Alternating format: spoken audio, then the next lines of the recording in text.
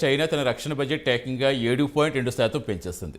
1.55 trillion యువాన్లు అంటే $225 billion కేటాయించింది. వరుసగా 8వ రక్షణ రంగానికి పెద్ద ఎత్తున కేటాయింపులు జరిపింది. కాగా గత ఏడాది 1.45 ట్రిలియన్ యువాన్లు లేదా 7.1% కేటాయించగా ఈ ఏడాది 1.55 ట్రిలియన్ యువాన్లు కేటాయించింది. గత ఏడాది డాలర్ ప్రాతిపదికన చూస్తే $230 పైగా కేటాయించింది. ఇక్కడ డాలర్ మారకంతో యువాన్ మారకంలో వ్యత్యాసం ఉంటుంది కాబట్టి గత ఏడాది డాలర్ ప్రాతిపదికన చూస్తే ఎక్కువ కేటాయించినట్టే కనిపిస్తోంది.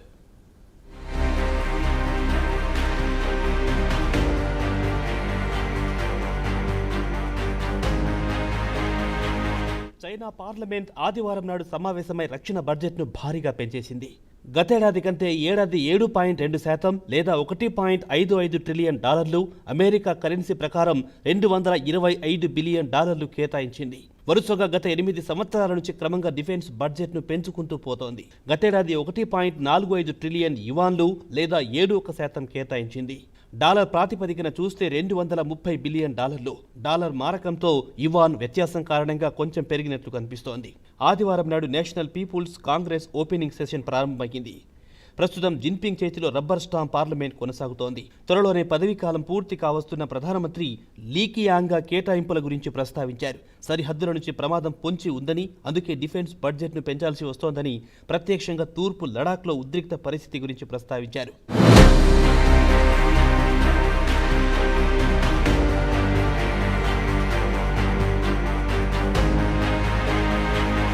కాగా ప్రధానమంత్రి లీ తన వర్క్ రిపోర్ట్ను చదువుతూ సరిహద్దుల్లో మేజర్ ఆపరేషన్ నిర్వహించాల్సి ఉందని చెప్పుకొచ్చారు.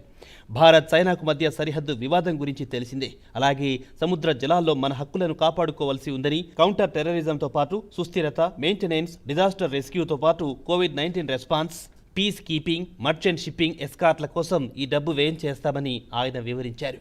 ఇక లీ తన ప్రసంగంలో సరిహద్దు వివాదం గురించి ప్రస్తావిస్తూ మే 2020లో India line of actual control వద్ద జరిగిన వివాదం గురించి ప్రస్తావించారు. గల్వాన్ లోయలో చైనా సైనికులకు, భారత సైనికులకు బాహాబాహి జరిగిన విషయం తెలిసిందే.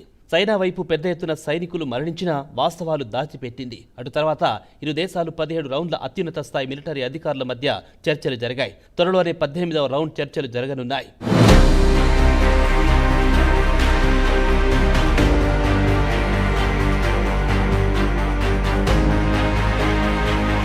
ప్రపంచంలో రక్షణ రంగంపై పెద్ద ఎత్తున వ్యయం చేస్తున్న దేశాల్లో చైనా 2వ స్థానంలో నిలిచింది. ఈ ఏడాది అమెరికా తన రక్షణ బడ్జెట్ను $816 బిలియన్ పెంచేసింది. ఇక ఇండియా కోణంలో చూస్తే చైనా రక్షణ బడ్జెట్ భారత్ బడ్జెట్ కంటే 3 రెట్లు ఎక్కువ. ఇక భారత్ బడ్జెట్ విషయానికి వస్తే 2023-24 ఆర్థిక సంవత్సరంలో ఇండియా రక్షణ బడ్జెట్ను $76.6 బిలియన్ పెంచేసింది. భారతీయ కరెన్సీ ప్రకారం 5.94 లక్షల కోట్లు అని చెప్పుకోవచ్చు. ఇక చైనా మిలిటరీ విషయానికి వస్తే సుమారు 20 లక్షల మంది బలమైన సైనికులున్నారు. ప్రపంచంలోనే అతిపెద్ద మిలిటరీ వ్యవస్థ చైనాది. చైనా తన మిలిటరీ వ్యవస్థ, ఆర్మీ, నేవీ, ఎయిర్ ఫోర్స్ను అత్యాధునికపరుస్తోంది.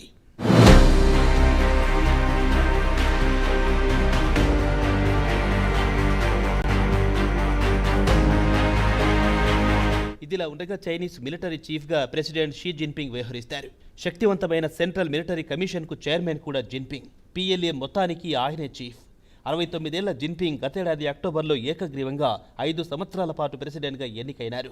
జిన్పింగ్ నేతృత్వంలో చైనా మిలిటరీ మరింత శక్తివంతమైంది. అమెరికాతో పోటీ పడుతూ మిలిటరీకి అత్యాధునిక ఆయుధాలను సమకూరుస్తోంది.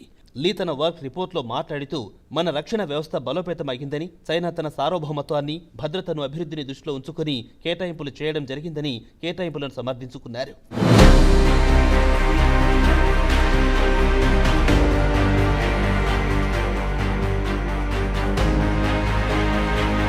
కాగా ప్రభుత్వ అధికార ప్రతినిధి వాంగ్ చావో గత శనివారం నాడు మాట్లాడుతూ చైనా వార్షిక రక్షణ బడ్జెట్ పెంపును సమర్థించుకున్నారు. ప్రపంచంలోని పలు దేశాల జీడీపీతో పోల్చుకుంటే చైనా రక్షణ రంగానికి అతి తక్కువ కేటాయింపులు చేస్తోందన్నారు. అమెరికాతో పోటీపడి చైనా కూడా రక్షణ రంగానికి పెద్ద ఎత్తున నిధులను కేటాయింపులు చేస్తోంది.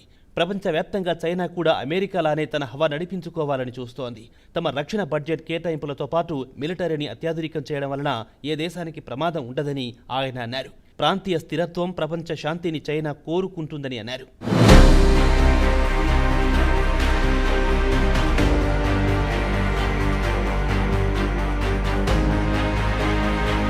చైనా రక్షణ రంగానికి కేటాయింపులు పెంచడానికి 2 కారణాలు కనిపిస్తున్నాయి.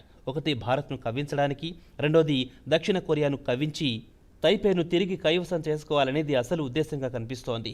దక్షిణ కొరియాకు అమెరికా అండగా నిలుస్తోంది. అది చైనాకు మింగుడు పడ్డం లేదు. దీంతో అటు అమెరికాతో పాటు ఇటు ఇండియాను రెచ్చగొట్టడానికి పెద్ద ఎత్తున రక్షణ బడ్జెట్ను పెంచిందని గ్లోబల్ డిఫెన్స్ ఎక్స్పర్ట్స్ అభిప్రాయం.